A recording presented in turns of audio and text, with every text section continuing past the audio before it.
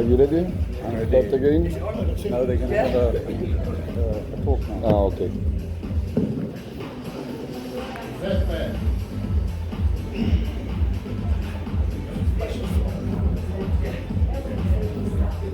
Alright guys, so we're going to do a little bit of a seminar here with IFBB Pro Calvin Hind, runner-up in the Masters Mr. Olympia.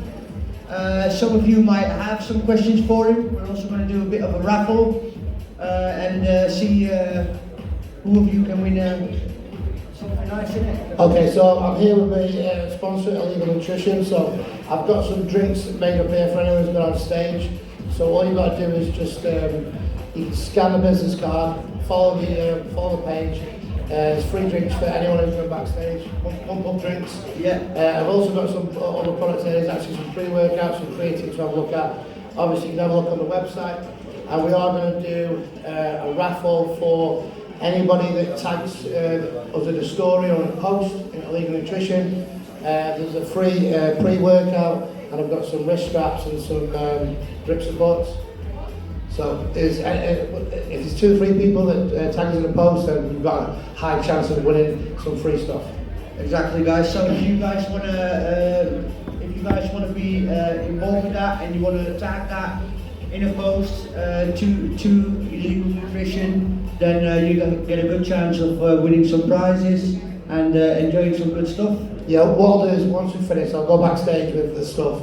And then anyone who's going backstage in the near future, come and grab a pump-up drink. It'll help you get pumped up, definitely. If anyone wants it later on, I'll be backstage. So just come and find me. All right, guys. So obviously, Calvin's here today because basically we wanted to do the guest posing today, but Calvin has had a few little things happening where he wasn't feeling it all his best. So we decided to do this and also bring his brand out, which is Illegal Nutrition. Now, Illegal Nutrition, I can tell you this much, that there's a lot of scientific knowledge behind that brand. Yeah. Which is just incredible. The ingredients of the products are absolutely sickening, really good. Now, guys, if any of you have any questions for Calvin, please feel free to ask. Is there anyone here that would like to ask a question to our friend Calvin Hind? Any questions regarding nutrition? Any questions regarding training? Any questions you'd like to ask? Julia.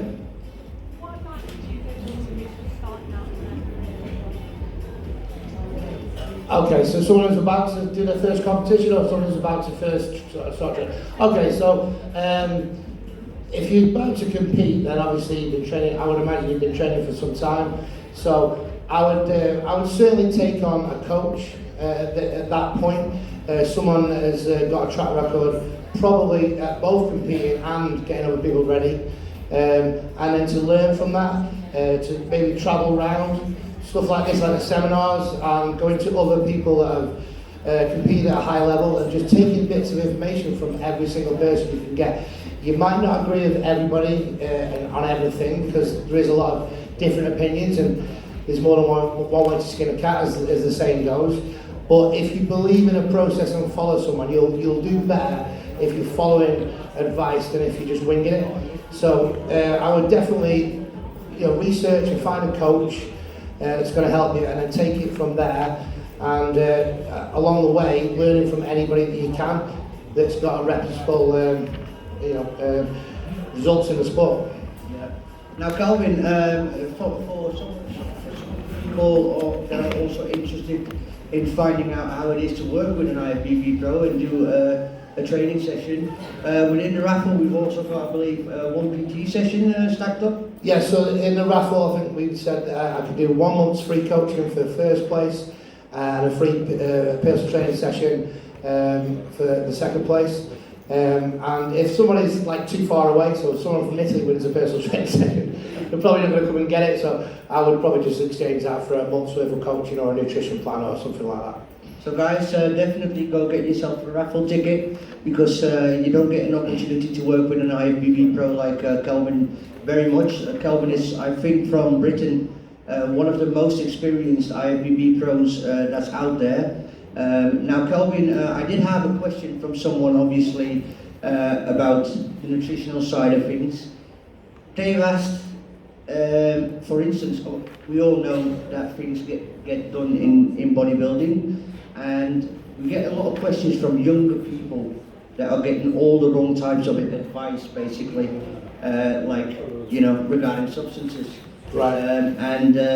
I've had a young lad of 19 years old asking me if it was okay for him to take 5 ml of this, 5 ml of that. Now, these are ridiculous amounts of substances, whereas I think within you guys as IFBB pros, you sooner advise less is more, isn't it?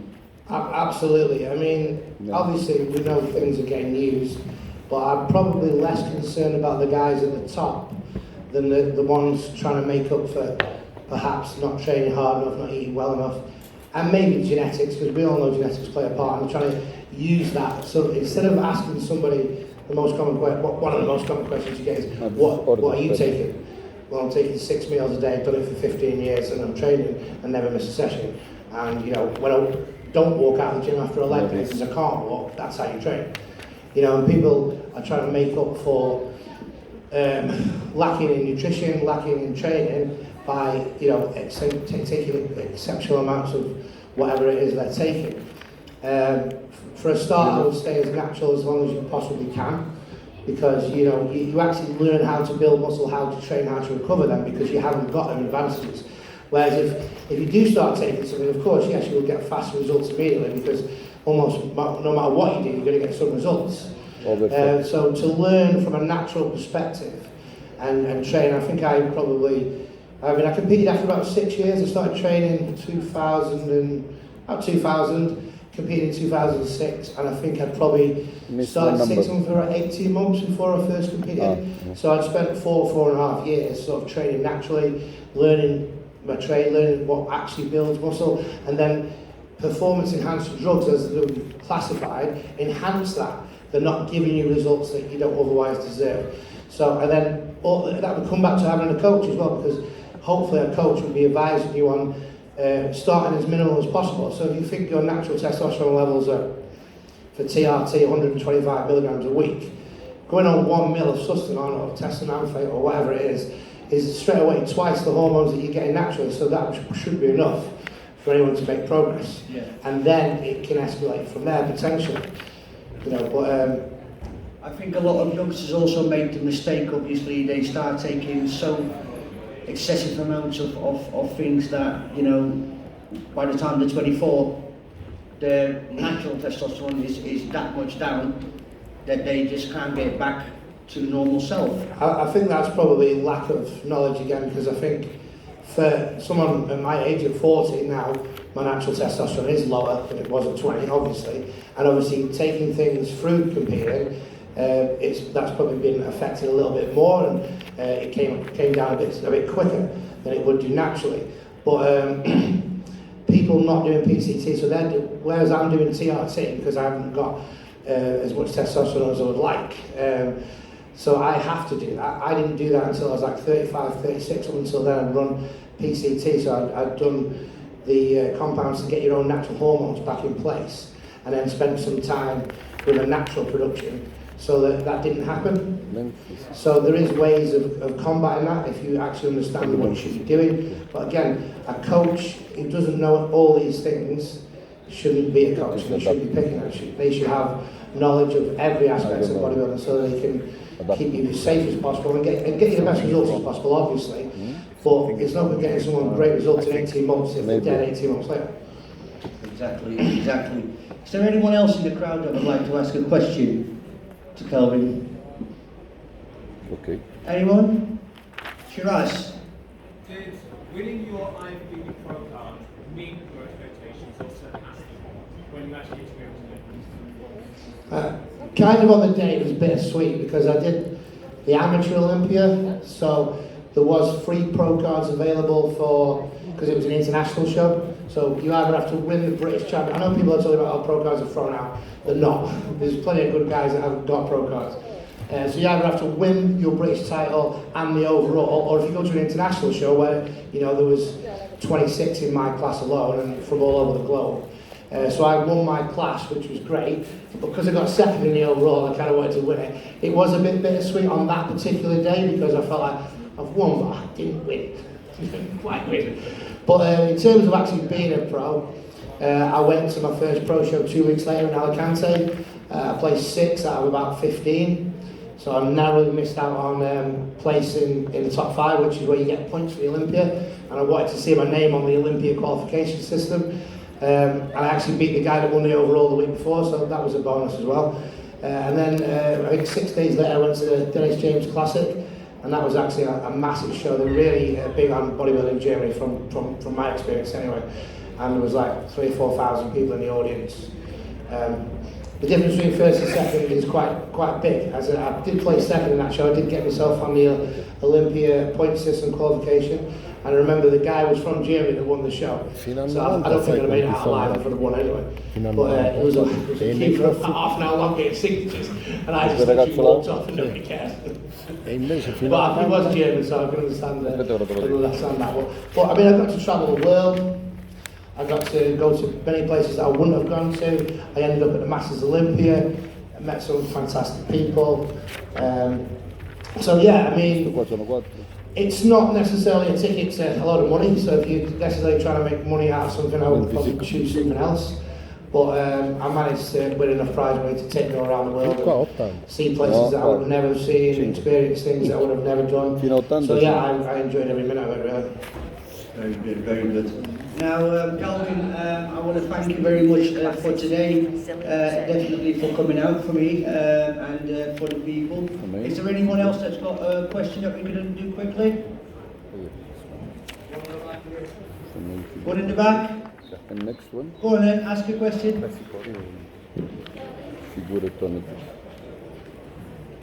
I couldn't hear that.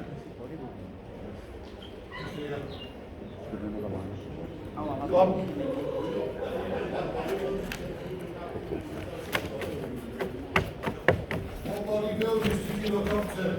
Oh right, yes, okay, yes. So I probably first started watching bodybuilding. I mean, to be fair, I did the guest spot with He-Man, so it probably goes back to being about 7 years of age, where, you know, He-Man was my hero, and I did get to play He-Man, so that kind of lived out a childhood fantasy. But in terms of the bodybuilders I looked up to, it's probably the ones with the more classic physiques. I mean, there wasn't such a thing as classic physique then. It was probably more the mainstream then, even for open bodybuilding. But it would have been Sean Ray, I mean Flex Wheeler, people like that. People with the symmetry, the balance, the condition, you know, just the really good structures. I mean, everybody likes a good freak, Marcus Rule, and people like that. But I think for me, it is a beauty pageant for the body, so it should be something that general people would want to look like and attain to, because sometimes it can be a bit too freaky. But if you took, and that's why I think they brought the classic in, because if you took the guys in the 70s and 80s, and that's why they were probably in films and stuff like that, is that people aspire to look like that, whereas maybe people don't aspire to look like Hayley Chupan and Big Ramy, but they did aspire to look like the bodybuilders back then, because it was more aesthetically pleasing. And that's why Chris Bumstead's the most popular bodybuilder at the time. He's not the biggest by any stretch of the imagination, but arguably he is the best. Yeah, I think when it comes to conditioning and everything, and the shape, the symmetry that Chris Bumstead shows is just from a different level. I think mainstream bodybuilding went, you know, a bit off the chart basically when it comes to size and things like that, where it's just not as pleasing, aesthetically pleasing anymore as. I think the thing is with Bumstead, you can probably put a suit on, put a pair of shorts, a t-shirt on, and obviously he still stand out, but he still looks good in that. When you see, I remember seeing Ronnie Coleman and Jay Cutler in their suits going to the Olympia, and it just looks like someone's rammed them into it like a sausage. Well, we're going to see how it pans out for Chris Bumstead this weekend. Calvin, you've now retired officially from competing in the IFBB. Hence why it was possible for us to get you over and do a couple of guest posing spots for us as well this year, which was amazing for us to see. I think we were the first to bring you out, and that was something I was really proud of.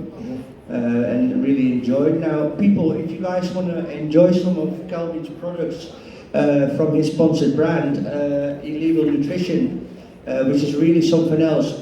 Athletes backstage, if you want to have something to pump up with, then definitely try a few of these drinks. Calvin will be taking a seat over there for the raffle, so if you guys want to walk over, buy a raffle and get some products, then definitely do so. And also don't forget to tag the company Illegal Nutrition. Alright, so Calvin, thank you very much for doing it. But just say one last thing. Obviously, in terms of like the health side of it, that's another thing. I feel like I pushed my body and got as far as I could. I'm happy with my achievements. I think everybody may reach that point, and you've got to make some sort of sacrifice to say, right, do you know what? I think I've pushed enough. And you know, one of the main reasons for retiring was, you know, I feel like I've done everything I can and put everything into it, but also to focus on helping other people reach their goals. So now I'm looking to build up my coaching and take people to a level that, you know, they'll be happy with, and they'll be able to retire at some point and say, do you know what, I did all right. Yeah. You're taking me on soon, innit? Because I'm going on a break after this show. Right, well, anyone who's interested in coaching, come and speak to me. If anyone's got any questions that they didn't want to shout up and ask, personal questions or anything like that, just come and find me and I'll try and answer it. Alright guys, so Calvin will be taking a seat over there, and if you guys have any questions, anything you want to know, if you want to have a coach like Calvin, if you want to get trained by someone like Calvin, then please walk up to him, get yourself a little raffle ticket, and you never know, you might actually win it instead of having to get it yourself, okay? Calvin, yeah, so Instagram is Coach Kelvin. You'll find me under that if you type that in if anyone's interested. Alright guys, thank you very much. Calvin, thank you very much, buddy. No problem, thank you.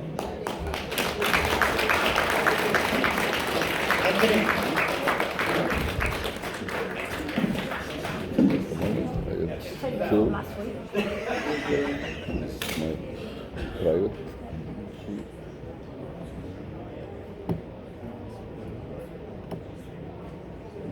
Thank you, buddy.